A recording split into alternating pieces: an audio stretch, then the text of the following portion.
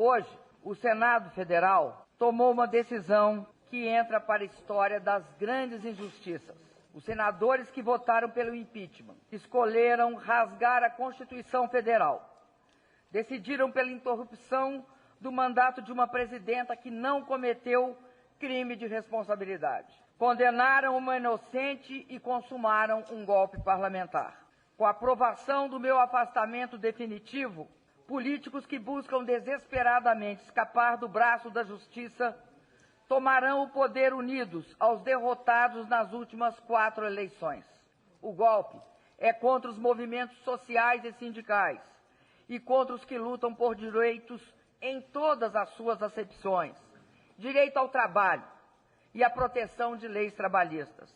Direito a uma aposentadoria justa. Direito à moradia e à terra. Direito à educação, à saúde e à cultura. Direito aos jovens de protagonizarem sua própria história. Direito dos negros, dos indígenas, da população LGBT, das mulheres. Direito de se manifestar sem ser reprimido. O golpe é contra o povo e contra a nação. O golpe é misógino, o golpe é homofóbico, o golpe é racista. É a imposição da cultura da intolerância, do preconceito e da violência. Encerro compartilhando com vocês um belíssimo alento do poeta russo Mayakovsky. Não estamos alegres, é certo, mas também, por que razão haveríamos de ficar tristes? O mar da história é agitado, as ameaças e as guerras, haveremos de atravessá-las, rompê-las ao meio, cortando-as como uma quilha corta. Um carinhoso abraço a todo o povo brasileiro, às mulheres e aos homens do meu país. E um abraço especial a todos os homens e mulheres que compartilham comigo a crença na democracia e o sonho da justiça em todas as suas dimensões. Muito obrigado.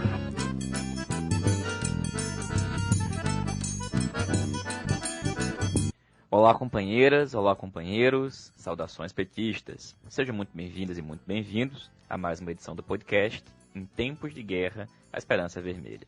Hoje é segunda-feira, dia 31 de agosto, data que marca os 4 anos do golpe contra a presidenta Dilma Rousseff.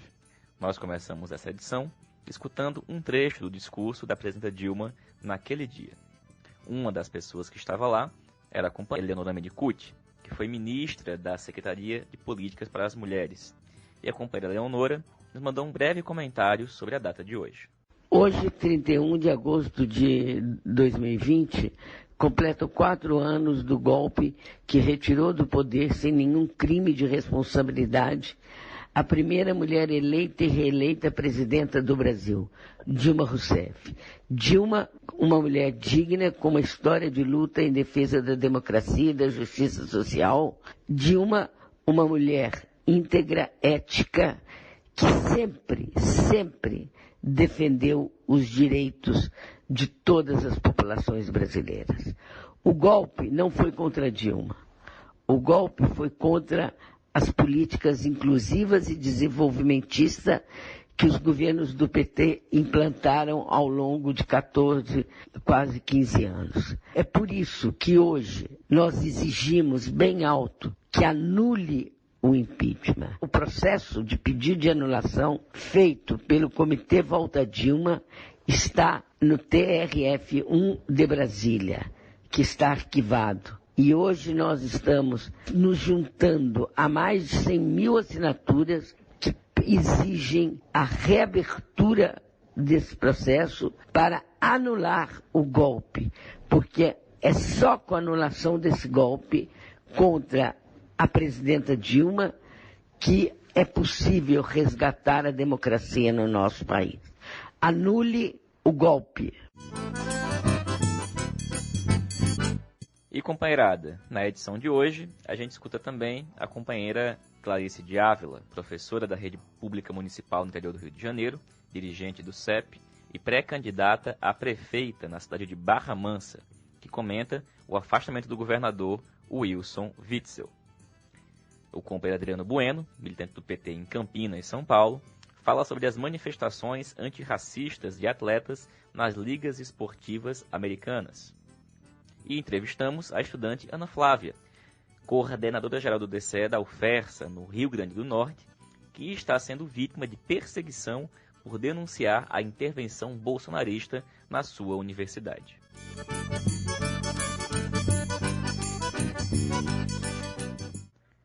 Clarice, companheira, no episódio passado, a companheira Roberta Calisto fez um comentário inicial sobre o afastamento do governador Witzel. Dando seguimento a essa análise, na tua opinião, Clarice, além das implicações políticas na disputa com o bolsonarismo, quais outras implicações o afastamento do Witzel tem nas eleições municipais aí no Rio de Janeiro? E também, Clarice, qual tem sido e qual precisa ser o papel do PT nesse momento aí no Rio de Janeiro? Primeiramente, eu quero saudar a todos e todas ouvintes do podcast Em Tempos de Guerra, a Esperança é Vermelha e dizer da alegria de participar de mais esse episódio, Patrick. Bom, respondendo a essa pergunta, Patrick, nós sabemos que Bolsonaro tenta se distanciar do caso, mas não é possível.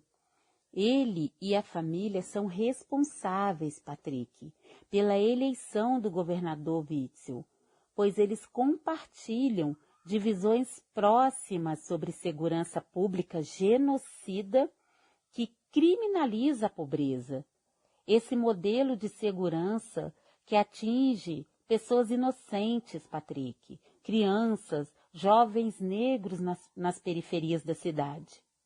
A onda bolsonarista elegeu uma figura desconhecida nas eleições de 2018, e é importante a gente dizer isso até mesmo antes de responder a sua pergunta, Patrick. E dizer que a briga de Bolsonaro e Witzel não diz respeito a diferentes concepções éticas, mas eles disputam poder. Vale lembrar que o Wilson já se colocou seu desejo de alcançar o posto de presidente do país. Patrick, o Partido dos Trabalhadores avalia que a sociedade enxerga a degradação das figuras políticas eleitas diante de um fenômeno bolsonarista e do ódio a um partido que tanto fez para a classe trabalhadora. Por isso, conclamamos que o Rio de Janeiro não precisa de salvadores da pátria, e sim de um governo que enxergue os mais vulneráveis. Por isso, acreditamos, Patrick, que Benedita da Silva, nossa pré-candidata, fará esse diálogo com a sociedade, e a avaliação política é que sim, este afastamento do governador Witzel pode trazer novas configurações nas eleições municipais do Rio, e nós precisamos aguardar e acompanhar, né, Patrick? E respondendo a esta pergunta, neste momento, o PT deve e já se posiciona em favor da ampla investigação dos crimes. Desviar dinheiro da saúde em meio à pandemia atenta aos direitos das pessoas, Patrick. Atenta contra a vida e principalmente a vida dos mais vulneráveis. O PT deve sempre se colocar contra as organizações da saúde, as chamadas OS, que é um modelo de gestão da saúde que terceiriza e é um modelo falido, pois estimulam desvios de dinheiro público. Lamentavelmente, somente em 2024 esse modelo será extinto do Rio de Janeiro, com a nova aprovação que teve na LERJ. O PT e os petistas, Patrick, lançam um olhar preocupado sobre os movimentos dos bolsonaristas que intervêm na Polícia Federal, que controla setores do Ministério Público Federal e alicia setores do Judiciário. O STJ, que afastou Witzel com uma decisão monocrática, é importante a gente dizer isso, é o mesmo que concedeu prisão domiciliar a Queiroz e a sua esposa, que, à época, ainda era uma foragida da justiça.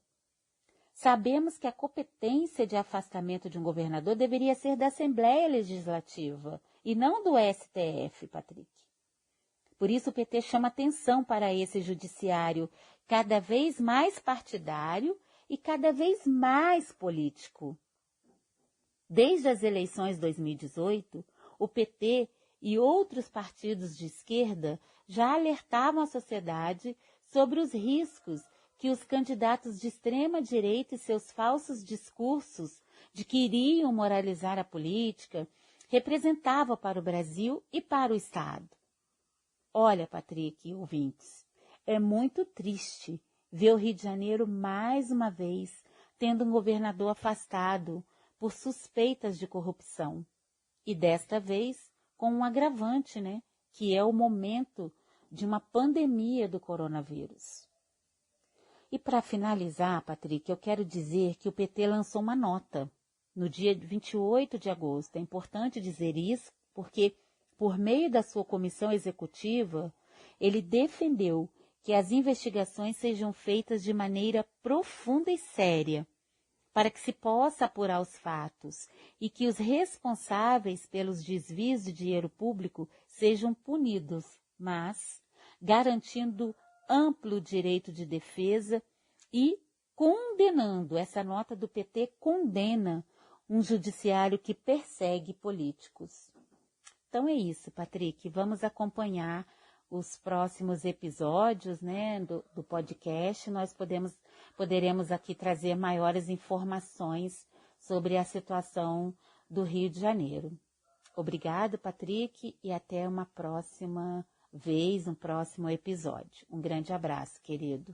Obrigado, Clarice. Força aí na pré-campanha, companheira. Tamo junto. E Adriano Bueno.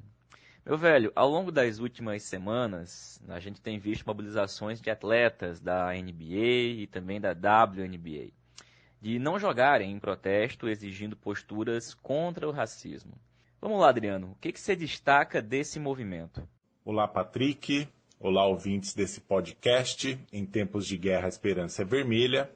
Eu sou Adriano Bueno, sou militante do Partido dos Trabalhadores de Campinas, sou da articulação de esquerda e sou também militante do Movimento Negro Unificado, o MNU. Estou aqui hoje para conversar com vocês sobre a greve que os atletas da NBA, a Liga Norte-Americana de Basquete, realizaram na semana passada. Para entender a greve, em primeiro lugar, a gente precisa voltar no que aconteceu no domingo, dia 23 de agosto.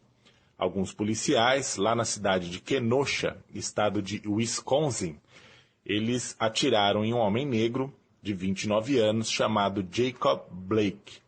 O Jacob, ele tentava entrar em seu carro, seus filhos estavam dentro do carro e foi uma abordagem com excesso de violência e agressividade, uma vez que o Jacob ele não oferecia nenhum perigo aos policiais, né?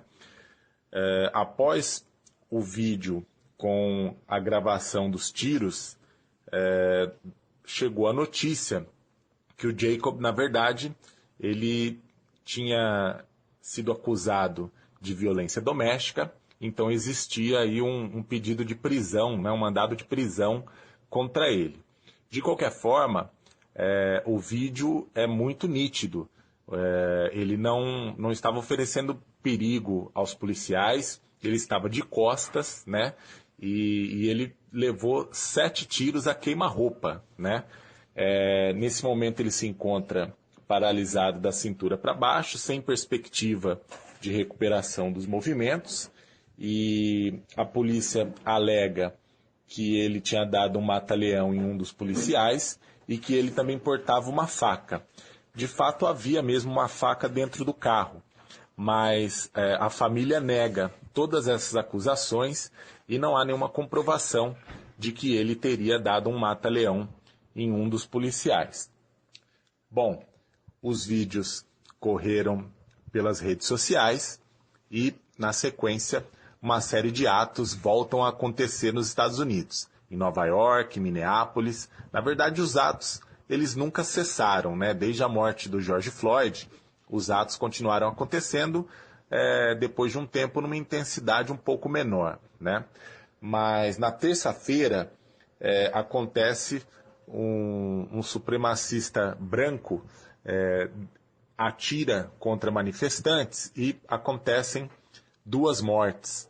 E isso adicionou ainda mais dramaticidade à situação lá em Kenosha, a ponto de, na quarta-feira, uma das equipes da NBA, o Milwaukee Bucks, se recusa a entrar em quadra e jogar. O Milwaukee Bucks, não é por acaso que essa decisão partiu de atletas do Milwaukee Bucks, né? Milwaukee é uma cidade que está no mesmo estado que Kenosha, Wisconsin, e naturalmente os atletas dessa equipe, do Bucks, eles estavam mais sensibilizados com o acontecido, né? E eles quiseram expressar sua indignação de alguma maneira. A principal liderança política do basquete norte-americano, e vamos combinar, a NBA é uma liga bastante politizada, né?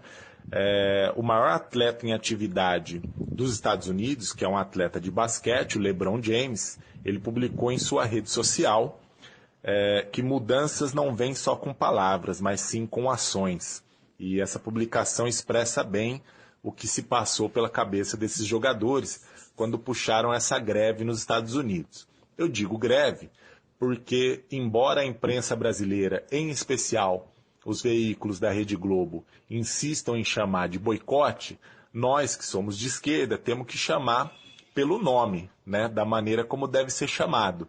E o que aconteceu na Liga de Basquete norte-americano foi uma greve, né? Os jogadores, embora eles estejam envoltos numa glamorização e recebam salários milionários, eles ainda são trabalhadores, eles vivem da sua própria força de trabalho. E quando eles decidem não trabalhar como forma de protesto, o que eles estão fazendo tem nome, chama-se greve, né? Nós devemos chamar dessa maneira. Pois bem, não é a primeira vez que atletas protestam contra o racismo, né? Ao longo da história, muitos atletas usaram do seu poder de influência, sua visibilidade, para fazer protestos antirracismo, né?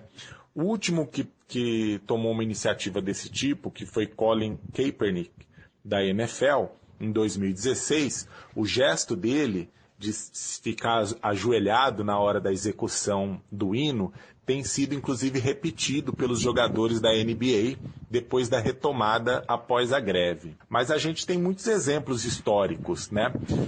Um deles é atletas, o Tom Smith e o John Carlos, que ergueram um punho cerrado com a luva preta nos Jogos Olímpicos de 68, né? Ali era o contexto da luta pelos direitos civis e eles fizeram uma referência direta ao Black Panthers, referência que teve um preço alto para eles na época, mas que hoje é reverenciado por aquilo que significou do ponto de vista da história, né?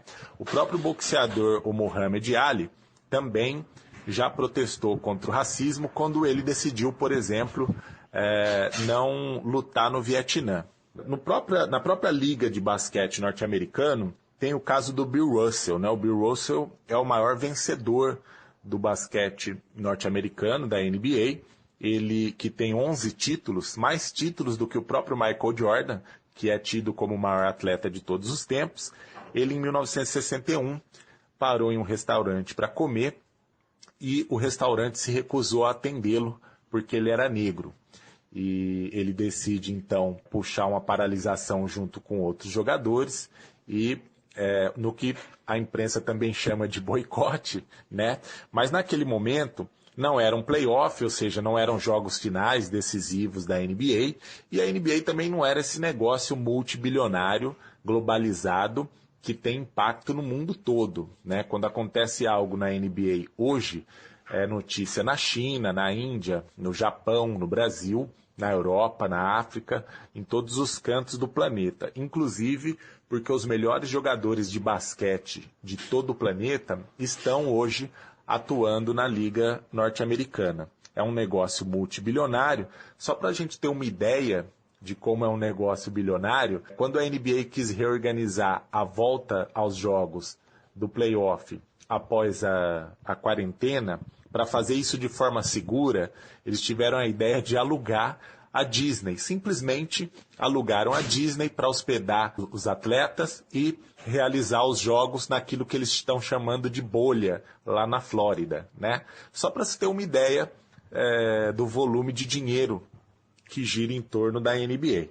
Pois bem, a paralisação começa na quarta-feira com o Milwaukee Bucks, segue na quinta, na sexta e no sábado os atletas retornam aos jogos, retornam inclusive em luto, né, pela morte do Chadwick Boseman, que é o ator que fez o Pantera Negra, o Black Panther, no filme, um filme também muito impactante e que também trata de questões relacionadas com as tensões raciais que estão acontecendo nos Estados Unidos.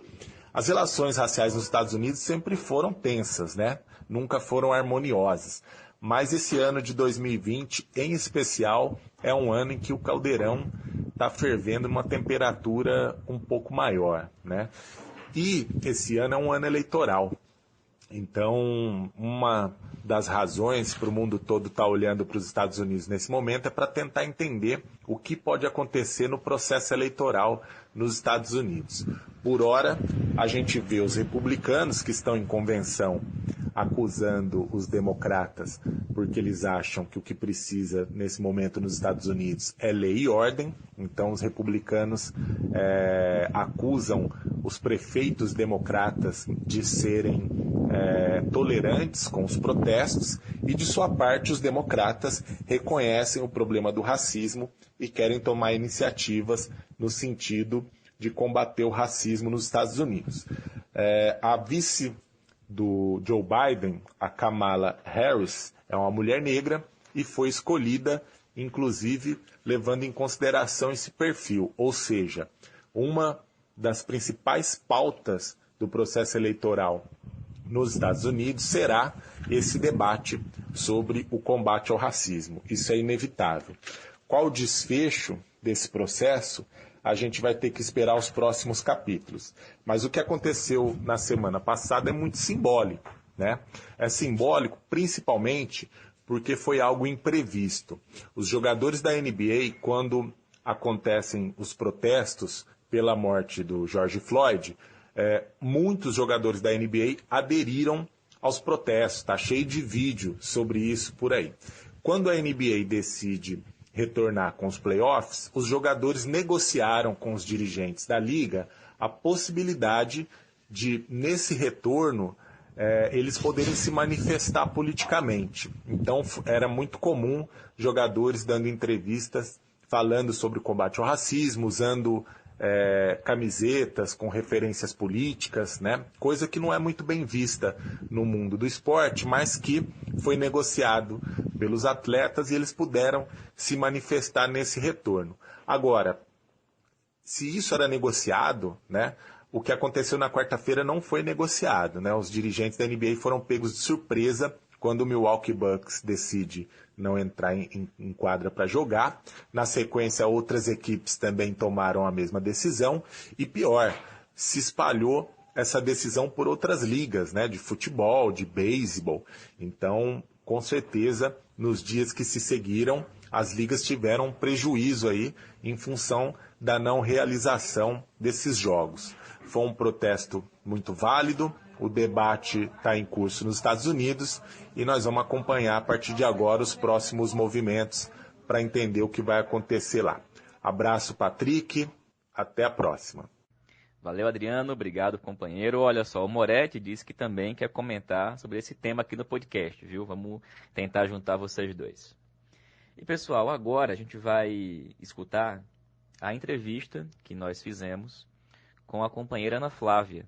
Edições anteriores aqui do podcast, a criminalização a atingiu diretamente, com uma intimação da Polícia Federal por ela se manifestar contra a nomeação por Bolsonaro da terceira colocada na consulta para a reitoria da universidade. A gente entrevistou a Ana e é essa entrevista que a gente escuta a partir de agora. Vamos lá, Ana. Primeiro, tu pode começar recapitulando para a gente. A gente teve dois informes teus, né? A gente veio numa sequência de ataques de Bolsonaro contra as instituições de educação superior no país, com intervenções em vários estados, e essa já foi a segunda aí no RN. A gente teve aquela primeira intervenção no IFRN, e agora essa que vocês estão caracterizando, e de fato é uma intervenção na UFERSA. Tem gente dizendo que não é intervenção, que o caso é diferente daquele do IFRN.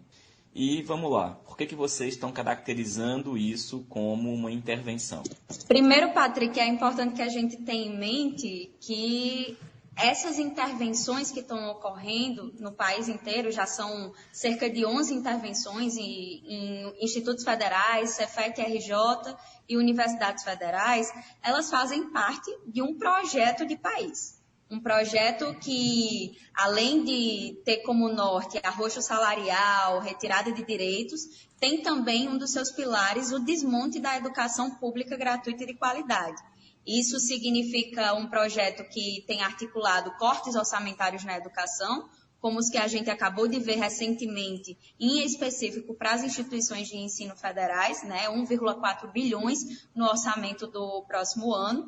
Tem também a ver com o Futurice, que nada mais é do que privatizar as universidades, colocar as nossas universidades aos interesses das empresas privadas, né, e não da classe trabalhadora, não do povo do semiárido, no caso da nossa UFES.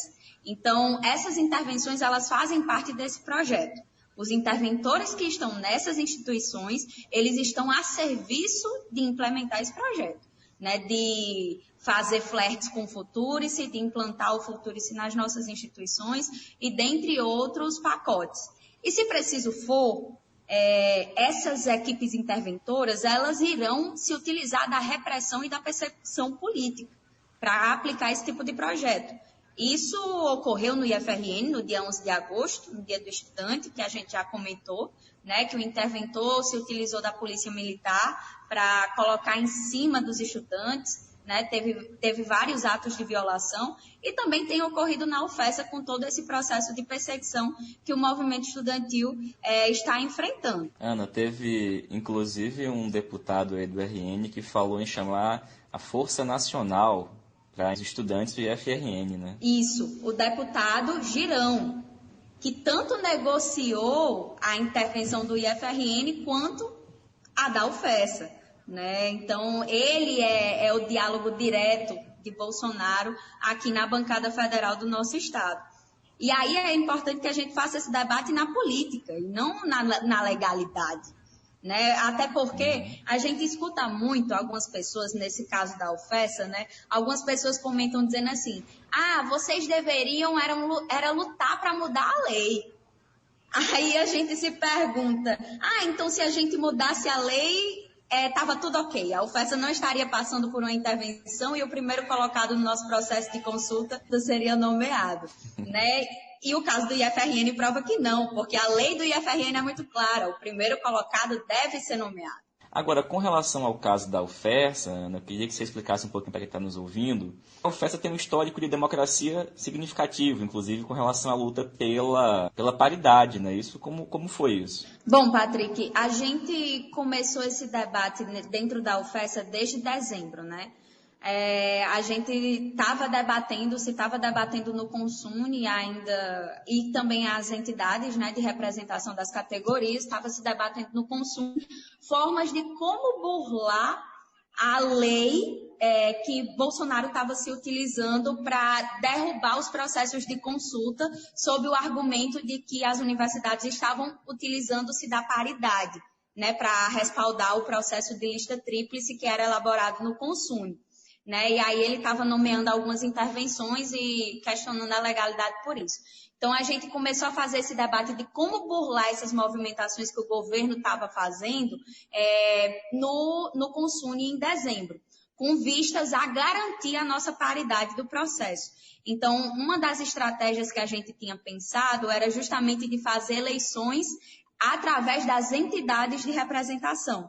A gente fazia as nossas eleições e o Consune referendava o processo que foi colocado. Entretanto, veio a MP 914, né, como presente de Natal. E essa MP colocou por terra qualquer possibilidade de a gente tentar burlar esses tipos de processos que estavam ocorrendo, né? E aí derrubou-se a paridade na UFESA, que foi uma conquista histórica do movimento estudantil junto com os trabalhadores técnicos terceirizados, os técnicos administrativos, desculpe, mas que foi derrubado nesse duro e tacanho golpe pelo governo de Bolsonaro.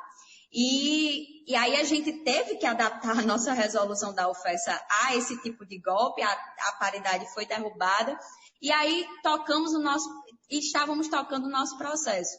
E, de repente, em pleno processo eleitoral da UFESA, chegou a MP 979, né, que é justamente a MP que Bolsonaro queria se justificar da pandemia, da morte de milhares de pessoas, para dizer, olha, universidades e institutos federais não vai ter mais consulta por causa da pandemia. Isso implicaria dizer que até dezembro deste ano, o governo iria nomear 20 interventores em 16 universidades federais e 4 institutos federais, né? E isso mostra, mais uma vez, que é um projeto, de se aplicar um projeto. Por sorte não, por luta, né, e articulação, a MP foi devolvida e a gente conseguiu fazer o nosso processo eleitoral da UFESA. Então, esse é mais ou menos o histórico. Então, passado tudo isso, acontece a consulta. E nessa consulta, qual foi o resultado? O resultado foi que o professor Rodrigo Codes, ele ficou em primeiro lugar, né, ele ganhou em todas as categorias, né, discentes, técnicos administrativos e docentes. O professor Jean Berg ficou em segundo lugar e a interventora, agora, Ludmila Serafim, em terceiro lugar. E ela só ficou em terceiro lugar, Patrick, porque não teve eleições paritárias na UFESA. Ela iria ficar em quarto se a nossa paridade tivesse sido garantida, né? Então, a gente vê que não é só uma questão de se nomear a intervenção, mas é um duro golpe que tem processos anteriores, né? Bolsonaro, então, vai em Mossoró, aproveita a viagem dele ao estado e à cidade para anunciar essa intervenção. Logo após, você, Ana Flávia, coordenadora geral do DCE da universidade, publica um áudio de WhatsApp, que eu vou reproduzir um trechinho dele a partir de agora. O miliciano, o golpista do presidente Jair Bolsonaro, acaba de anunciar publicamente a golpista Ludmila Carvalho Serafim como interventora da UFESA. Nós não admitiremos. Não é hora de baixar a cabeça. É hora de fazer luta. Porque na UFESA, Ludmila não entra nem de helicóptero.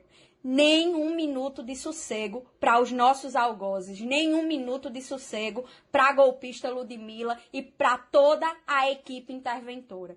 Em razão deste áudio que circulou em diversos lugares, a professora nomeada interventora acionou a Polícia Federal, acusando você, Ana, de, pasmem, né, quem está escutando a gente, formação de quadrilha e crimes de calúnia, difamação e ameaça. Esse pedido, né, que ela fez à Polícia Federal talvez tenha batido o recorde de celeridade, porque parece que em menos de 24 horas você foi intimada. E conta um pouco pra gente. Isso, começou na quinta-feira, fui intimada por 2 policiais federais, que inclusive disseram que não costumavam intimar alguém naquele horário, era por volta das 16h40 da tarde, né? E eles também disseram que não sabiam do teor, foram escalados de última hora para fazer a intimação, porque a minha oitiva já era no dia seguinte, às 16 horas. Então, veja que nem o prazo de 24 horas foi respeitado. E tem mais um agravante. O mandado de intimação, ele sequer constava o teor, se era inquérito, e se era inquérito, qual era o número do inquérito, enfim. Então, eu ia depor sem nem saber do que se tratava. E veja, a gente ter o direito à ampla defesa é uma garantia constitucional. E quando a Constituição nos garante a ampla defesa, ela quer dizer que a gente tem direito à ampla defesa sem embaraços e sem constrangimentos, que foi o que ocorreu nesse processo arbitrário de utilização do aparato da Polícia Federal, né, para perseguir uma estudante que é coordenadora geral da entidade de maior representatividade discente da nossa instituição. Então, claramente, é um ato de perseguição política, de tentativa de criminalização da luta. Pois é, eu estava lendo a nota que o DCE da UFESA publicou explicando, e a nota ganhou repercussão nacional. Já tem diversas notas de solidariedade, você mesma publicou um vídeo agradecendo as dezenas de manifestações individuais, de entidades estudantis, sindicatos, organizações populares. E o que vocês estão pensando, Ana, a partir de agora? Hoje pela manhã, segunda-feira, dia 31 de agosto, teve um ato na universidade, né, uma aula pública. E quais são os próximos passos? O que vocês vão fazer a partir de agora, tanto na luta contra a intervenção, bem como na luta contra a criminalização das entidades e, no teu caso, dos representantes estudantis? A gente conseguiu articular uma rede, né, de apoio e solidariedade, como você bem falou.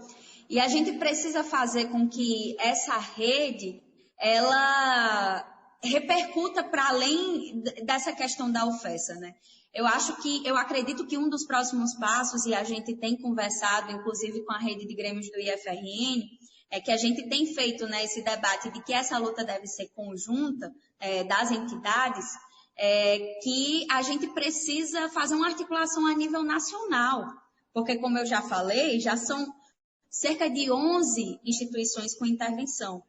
E a gente não pode banalizar, não pode deixar que cada instituição, que cada movimento estudantil e cada movimento sindical esteja ali atuando localmente contra a intervenção.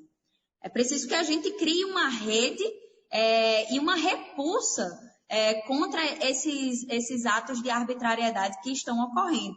E é preciso, inclusive, que a gente consiga provocar a UNE em relação a essas questões, porque as respostas, os direcionamentos estão muito aquém do que deveriam, né? Então, assim, do ponto de vista da UFESA, a gente tem como intuito, a gente vai fazer a avaliação desse ato de hoje, de como é que está toda essa repercussão, mas o nosso intuito é travar mais agendas com os sindicatos, com as entidades de base, né, os CAs e diretórios acadêmicos, fazer essa luta interna e articulada, mas também que a gente possa dar um passo a mais para fazer esse debate de forma nacional, né? Como são as intervenções que estão ocorrendo no Brasil inteiro.